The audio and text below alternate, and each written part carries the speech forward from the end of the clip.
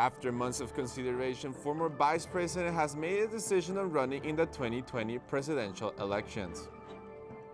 President Trump still refuses to reveal his tax returns. Find out what the Democrats are doing next to get them. And an Easter Sunday attack in Sri Lanka has led hundreds of deaths. Find out in the latest on who claims the attacks. And there might be some rain in the forecast. Find out when it could happen later in weather. Newscene starts right now.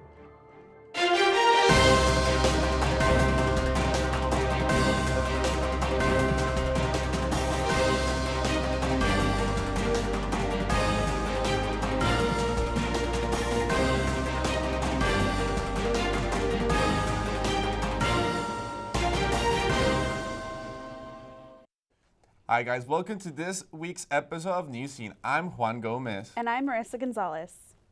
The 2020 Democratic field is taking shape as another familiar face throws his hat in the ring. Here's Jeffrey Villegas with our lead report. After months of hesitation, former Vice President and Senator Joe Biden finally announced his 2020 presidential bid. He joins an already crowded field of candidates for the Democratic presidential nomination, which currently stands at 20. He officially announced his candidacy in a video posted on social media accounts. In that video, Biden focused on the 2017 deadly clash between white supremacists and counter-protests in Charlottesville, Virginia. Biden also took jabs at President Donald Trump, mentioning his comments that there were some, quote, very fine people on both sides of the violent encounter, end quote. If we give Donald Trump 8 years in the White House, he will forever and fundamentally alter the character of this nation, who we are, and I cannot stand by and watch that happen. Now, even though some say Biden may be the biggest threat to Trump's re-election, he faces challenges within his own party. Justice Democrats and organizations who claim to help Alexandria Ocasio-Cortez get elected took to Twitter saying, Joe Biden is centering Charlottesville and the fight against white nationalism in his 2020 campaign. But where was Joe Biden when white nationalists and their sympathizers were beating up on Ilhan Omar? AOC indicated that a Biden run did not particularly excite her, but also said, quote, I support whoever the Democratic nominee is. And she goes on to say, I don't want to go back. I want to move forward, end quote. The Emerson National Poll, which is the first major poll of the year, has Senator Bernie Sanders ahead of Biden as Sanders welcomes the friendly competition. Joe Biden is a friend of mine. Joe and I disagree on many, many major issues. I look forward to a issue-oriented campaign where we discuss the important issues facing the American people. But this I am confident of, is that at the end of the Democratic primary, whether I win, whether Joe wins, or whether anybody else wins, we're going to see Democrats come together to defeat the most dangerous president in the modern history of this country, which is President Trump. Other challenges Biden faces are recent allegations from Lucy Flores and the backlash of not giving Anita Hill a fair hearing of her sexual harassment allegations against Clarence Thomas in 1991. President Barack Obama praised his former vice president, saying that selecting Biden to be his running mate was one of the best decisions he ever made, but has yet to endorse him. With all the differences in the Democratic Party, they have all one thing in common, and that's to stop President Trump in 2020. Now, that's all I have for now. I'm Jeffrey Villegas. Back to you guys at the desk. Thanks, Jeff. The IRS has missed its deadline to release President Trump's tax returns for the second time. This comes after the ongoing call from Democrats to release the president's returns after he refused to disclose them before the 2016 election. President Trump says he cannot release his returns because he is under audit. However, officials from the IRS say there is no rule keeping him from waiting until the audit is complete. In response to ongoing delays, Democrats are considering a subpoena for the tax returns. Well, we're fighting all the subpoenas. Look, these aren't like impartial people. The Democrats are trying to win 2020. I have been the most transparent president and administration in the history of our country by far. Treasury Secretary Steve Mnuchin is expressing legal concerns about the release, but says the final decision on it will come May 6th. And the leader of the paramilitary border militia that allegedly detained hundreds of migrants at gunpoint has been assaulted in jail. Larry Hopkins is in jail after being arrested for gun possession as a convicted felon. Hopkins is also being investigated for making assassination threats against prominent Democrats like former President Barack Obama. His paramilitary group, United Constitutional Patriots, made headlines when a video showed them using rifles to detain migrants. Authorities have not revealed the names of the attackers. Hopkins lawyers Kelly O'Connell said this about vigilant antisemitism, that the militia has been doing. Very enthusiastic about what they're doing, and they said that there was one group of people that came in that were 850 in number. If you can imagine that.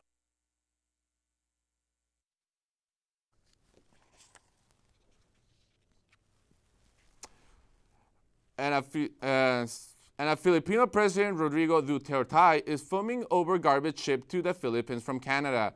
Duterte says he will declare war on Canada if it doesn't take back the garbage that has been rotting in a port near Manila since 2013. The garbage arrived in over 100 shipping containers labeled as plastic for recycling, but it turned out to be household waste instead. Canadian officials say they are still trying to resolve the issue in an environmentally responsible way. And this week, I had the chance to take a closer look onto the tragic attacks that have been happening in Sri Lanka. Here's more on the story. On Easter Sunday, 3 churches and 4 hotels were struck in a fatal bombing attack in the South Asia island of Sri Lanka. According to Sri Lanka officials, the death toll has climbed to over 350. But on Thursday, the health ministry of the island revised the death toll and claimed that those killed were actually 290. 5 of those victims being Americans. 10 days previously from the attack, officials of Sri Lanka received a memo of a possible attack, questioning the government if things could have been handled differently. So far, 60 individuals have been arrested in relation to the bombings. The Prime Minister of Sri Lanka says ISIS claimed responsibility for the attacks, but the terrorist group has yet to offer proof of the malicious acts. We feel there's a foreign link, and now that ISIS has claimed responsibility, it could be them. So this is why we've asked for help to trace it.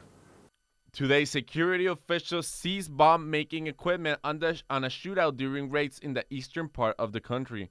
Along the bombing materials, officials also found ISIS uniforms, flags, and 150 sticks of explosives. After the situation, the president of such has declared a major search operation.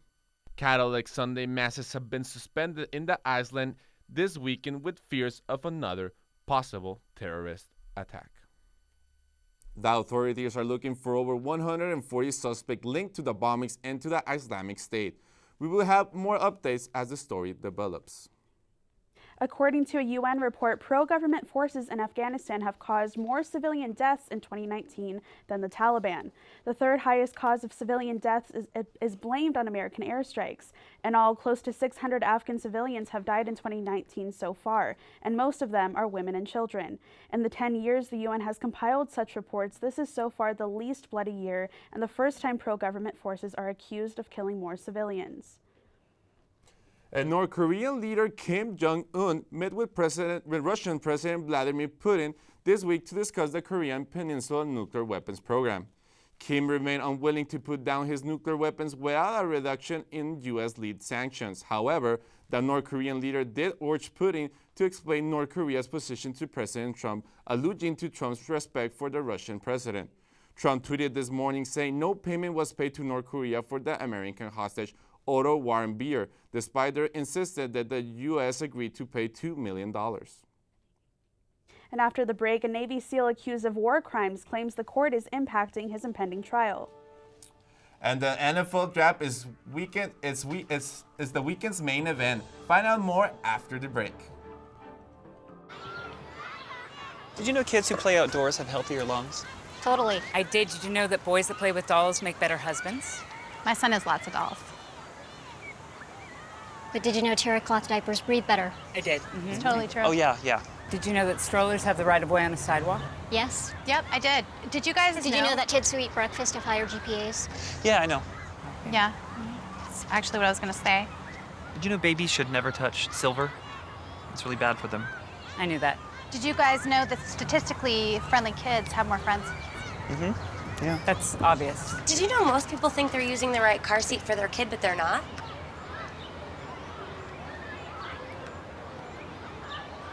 Parents who really know it all know for sure that their child is in the right seat at the right age and size. Visit safercar.gov/the right seat to make sure your child is protected. I'm putting that on my blog. I just put it in mine. NBA head coach Luke Walton is being sued for sexual assault. Former sports host Kelly Tennant says in 2014 she went to Walton's hotel room to give him a copy of her book in which he wrote the foreword. She claims Walton pinned her down on the bed and kissed her neck, face, and chest. The incident occurred when Walton, the son of San Diego basketball legend Bill Walton, was an assistant coach for the Golden State Warriors. The lawsuit comes just after Walton was fired by the Los Angeles Lakers and hired by the Sacramento Kings to be their new head coach.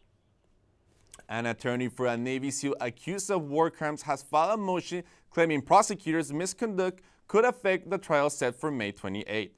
Navy SEAL Eddie Gallagher was arrested on September accused of stabbing and killing a wounded 15-year-old ISIS prisoner in 2018.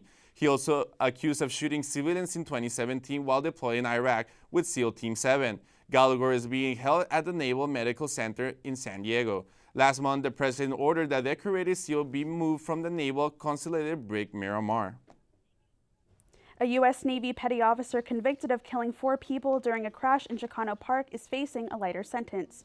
Now, you may remember Richard Anthony Z. Polio drove his pickup truck off of the Coronado Bridge ramp onto a crowd below. The 27-year-old was originally going to face up to 18 years in prison for manslaughter and DUI. But at his most recent hearing, a San Diego judge dismissed allegations, which lowered his maximum sentence to just under 10 years. Z. Polio is expected to be sentenced on May 29th. And don't flush your old prescription pills. The Drug Enforcement Agency is hosting its 17th annual National Prescription Drug Take Back tomorrow. The goal of the annual event is to bring awareness of the importance of properly disposing of prescription drugs. According to a 2017 national survey, more than 6 million Americans abuse prescription medication. Most pharmaceutical substance abusers get their pills from their medicine cabinets of families or friends. The event will take place at your local pharmacy from 10 a.m. to 2 in the afternoon. The San Diego City Council has approved new regulation for electric scooters on city walks and on city streets and boardwalks. Dockless companies like Bird and Lime are required to obtain permits and comply with safety rules. Designated areas will be enforced and speeds will be regulated, falling from 15 miles an hour to 8 in areas with high pedestrian traffic. In waterfront areas, speeds will be cut to 3 miles an hour and drivers will be limited on where they can end their rides along the boardwalk. Council members are vowing to monitor data provided by the companies and amend the rules as needed. And take a look at this story. A 100-year-old baseball gem is said to be auctioned to the highest bidder. The jersey of baseball legend Babe Ruth will be sold as a part of a live-action take that will take place in Yankee Stadium in June.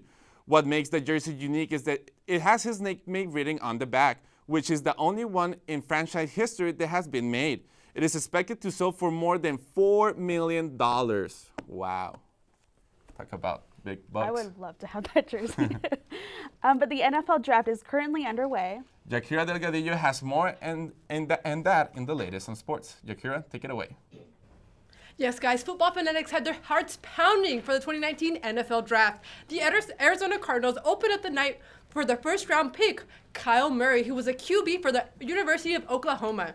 Look at him right there. We see him hugging out. Great accomplishment for him, and then we'll see him, banging out that new jersey. Oh yeah, Murray #1. The 49ers took the second pick of the night, selecting Ohio State defensive end Nick Bosa again with those hugs. And now for the third pick, look at him. He's ready. He is ready. Selecting that defensive end, New York Jets. Again, we see that right there.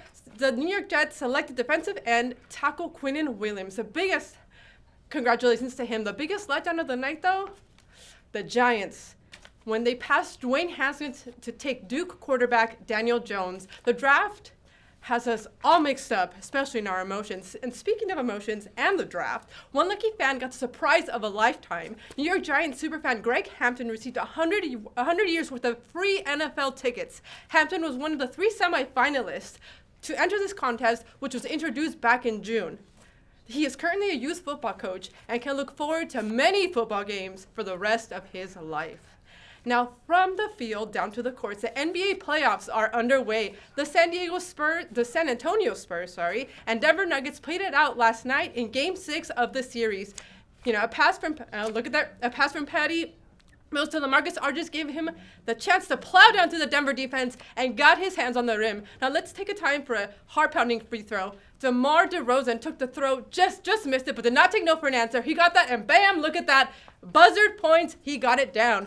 However, during the second half, the Denver Nuggets did not go down with the fight. Did you see that little back pass? Oh yeah, and then bam, they got it back. So now, then the Spurs took the victory, 120 to 103, and they play again tomorrow and are currently tied 3-3 in the series. Other games going on this week, the Golden State Warriors play the LA Clippers today and Sunday.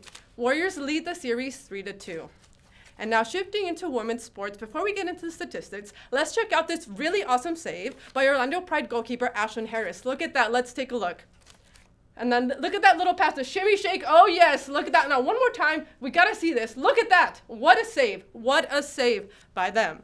So now the Pride will play tomorrow against the Utah Royals, and the Chicago Red Stars will take on the Seattle Reign. Sunday, Chicago Red Stars will take on the Seattle Reign as well. Now, that's all that we have for sports. Back to you at the desk.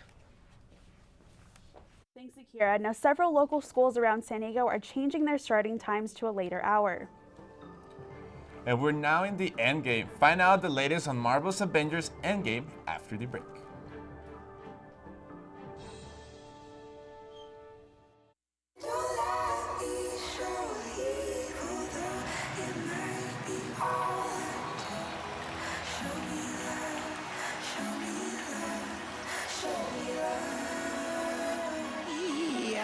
Crick in my neck, limp in my step, cramping in my muscles every time I try to flex.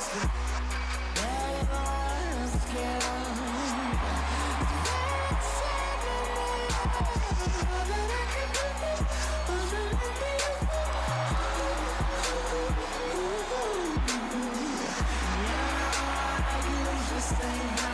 But if you're throwing it all off, you're someone.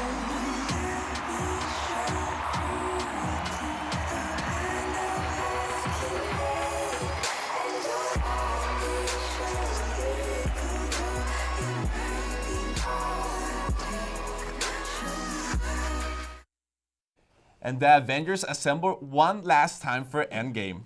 Now, Jasmine Duong, we actually only ever see her behind the scenes. She directs, she does all of our production duties, but she's actually making her debut right now and has the latest in entertainment. Guys, after 20 movies and more than 50 superheroes, it is now time for Marvel fans around the world to hashtag Avenge the Fallen. Since the 2008 release of Iron Man, Marvel Studios has expanded to what is now known as the first three phases of the Infinity Saga. Now it has come to an end and potentially a new beginning. With Avengers Endgame, fans have waited for this final showdown between the remaining Avengers who survived the snap Infinity War and the Mad Titan Thanos. With much anticipation and plenty of box office sellouts for opening weekend, theaters have been in full 24-hour mode screening Endgame. Many spoiler-free reviews have called the 3-hour movie a satisfying ending with laughs, cheers, shocking gasps, and even tears. Box offices expected this film to gross as much as $1 billion, would it be, by the end of opening weekend. In the end, Marvel fans will do whatever it takes to witness the cinematic ending of all time. Just make sure you don't spoil it for the rest of us. And in other news, Swifties, this is what we have been waiting for. Taylor Swift just released a new song and music video overnight. Me, a bubbling pop anthem featuring Panic at the Disco's Brendan Urie, is about embracing your individuality and being proud of yourself. It has already reached over 27 million views in less than 24 hours and is the #1 trending video on YouTube. Taylor has been teasing, or should I say tasing, us about this with a 13-day countdown, cryptic pastel pictures, and an Instagram captions of 4:26 leading to the midnight premiere. Yesterday, Swift put up a butterfly mural in Nashville hinting about the new song. Taylor performed at the Times 100 celebratory gala earlier this week. She was honored as one of the most influential people of 2019 because of the connection she has with her fans on tour. This was her first performance in 2 years since her Reputation tour. Being a huge Swiftie myself, I definitely cannot wait for what this era has to come. Sadly, Taylor won't be going back to her country roots for her newest albums, but don't worry, today is the start of Stagecoach. Stagecoach is the biggest outdoor music festival for country fans. This year lineup will have Luke Bryan headlining on Friday, Sam Hunt on Saturday, and Jason Aldean on Sunday. Diplo trying to make his mark in country music, as Thomas Weasley will be closing out the festival Sunday night with Stagecoach's first ever after party. Another unexpected musician who is making his mark in country music is Lil Nas.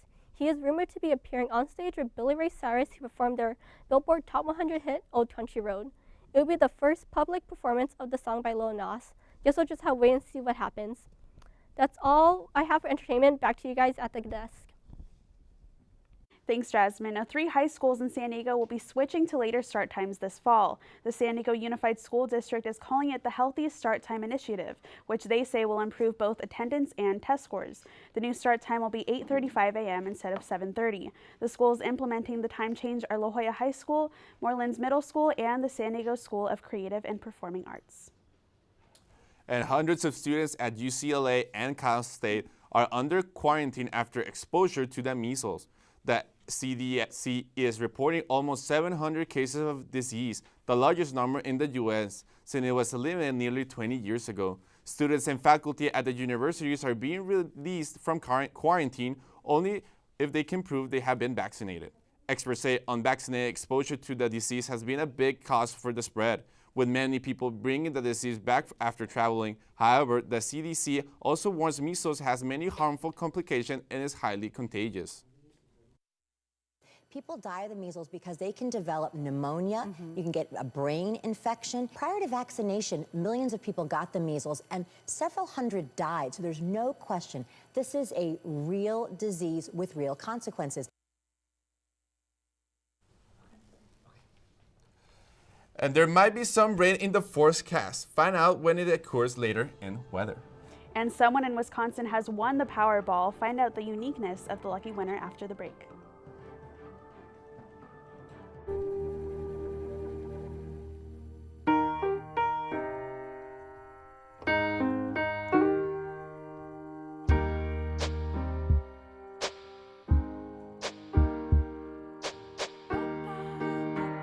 And I can't change, even if I try, even if I wanted to.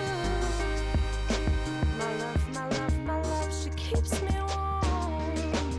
She keeps me warm. She keeps me warm. She keeps me warm. She keeps me warm. She keeps me warm.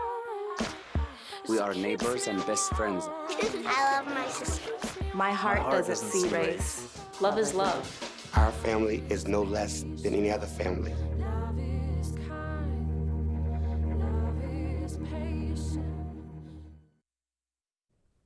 And whales have been washing up on West Coast beaches over the last month, worrying experts. A total of 31 carcasses have been spotted on shore, with most appearing on the coast of Southern California. Experts say that most of the whales die of malnutrition. The cause of death of the other whales is still unknown. Researchers and biologists continue to investigate. And will we have more rain this weekend, Sarah? Hi, guys. Thank you, Juan. Thank you, Marisa. Thank you. Hi, good afternoon, San Diego. I hope you're having a great Friday as we are here at the studio. So we're going to start with the national weather. As you can see, right now we have a system here in Boston that it's going to affect us. It's going to affect pretty much the whole coast. Right now, the Boston, it's 48 degrees. Moving down into going more to the south areas. We're gonna have a severe thunderstorm in where it's North Carolina, Southern Carolina. And okay, so after that, Miami, it's 89 degrees. Miami is always a great place to go. I love Miami, but since this is the system that is affecting, we're gonna have a little bit of rain also and a little bit of thunderstorms there.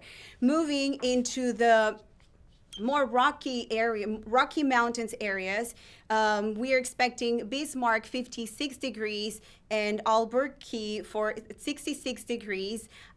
This is a system that it's going on here. We're going to experience snow at the top of the mountains, and in the lower, we're going to experience rain. Moving into our area here, into our California, San Francisco, it's pretty much clear. 58 in San Diego. Los Angeles is going to be 61, and in San Diego 65, and Los Angeles 61. So it's a system that is coming up, as you can see here in these gray areas. It's affecting us, and probably, yes, it's going to affect us on Monday. So moving into the local weather, we see we're going to experience 62 degrees in Oceanside. Pretty much all the coast area is going to be around 61 to 65 degrees here in San Diego. Moving into the valleys, it's around a little bit warmer, not too much, 66 in Ramona. But if you plan to go to the desert areas, make sure you bring your sunscreen, because Borrego, it's going to be 91 degrees, and probably can hit up to 100 degrees.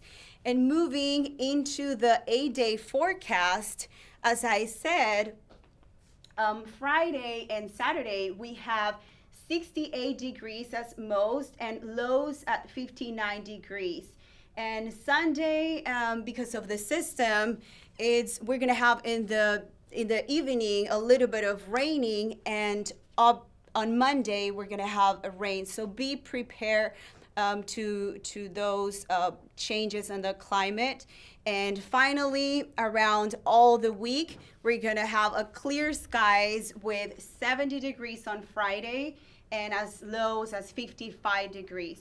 So that's pretty much what I have for the weather. See you next week. Thank you so much. Now back to you at the desk.